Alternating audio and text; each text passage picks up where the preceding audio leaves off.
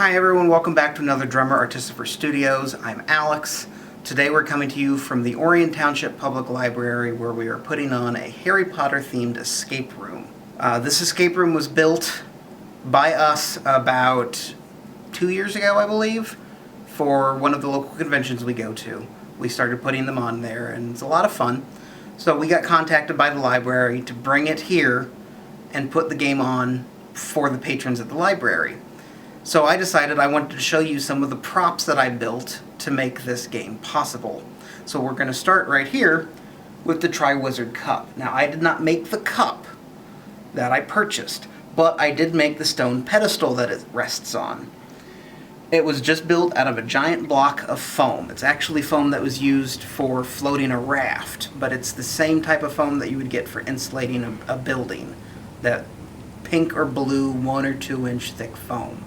I used this because I didn't have to wedge a whole bunch of pieces together and glue it. I used a sawzall with a nice rough blade, started gouging it out, files and rasps to refine the shape, and then a stone texture spray paint with a few other colors to make it look as much like a stone as possible. But it's very lightweight, very movable. It does get damaged quite a bit, as you can see by some of the nice large chunks and gouges out of it, but that's pretty easy to go back in and recover. You just have to be sure to use a brush on acrylic paint before you spray paint, because the spray paint will actually dissolve the styrofoam. So this one is a two-part prop that I built. I had to build a pair of Specter Specs.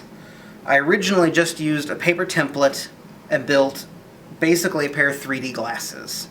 The blue and red lensed 3D glasses, but I found after the first event we went to that didn't hold up, so I took a cheap pair of sunglasses, cut the frames apart, and used a thin piece of plastic to create a much more durable pair of Specter Specs.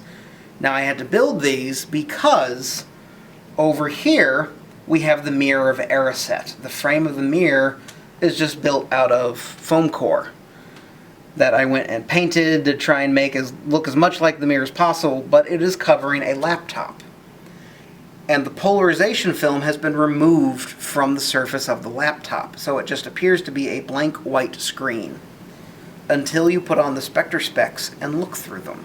At that point you can see whatever is displayed on the screen and it becomes a secret message.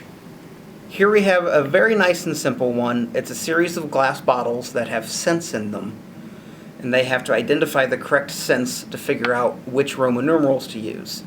It wasn't a very hard one to build.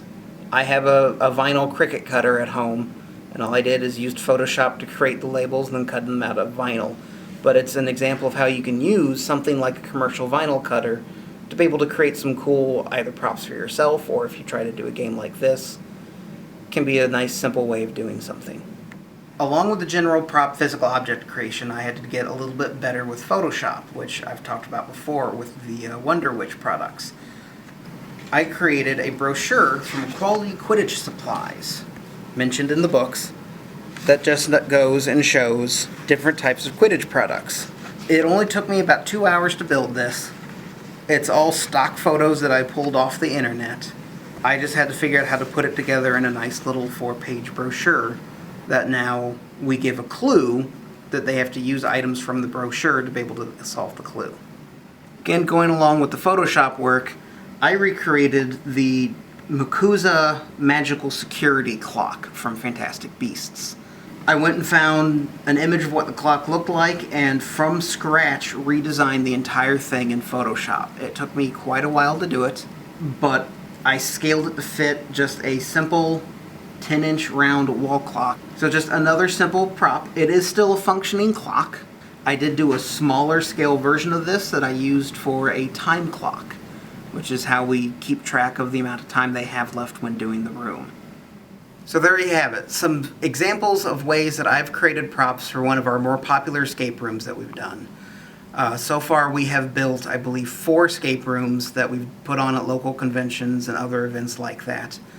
They honestly aren't that difficult to come up with. In the future I intend on doing a video that will actually explain basics of how to put together puzzles and make a very simple basic escape room.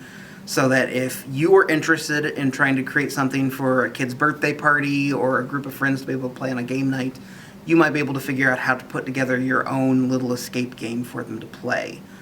Thanks for watching Drummer Artistifer Studios. As always, I'm Alex. See you next time.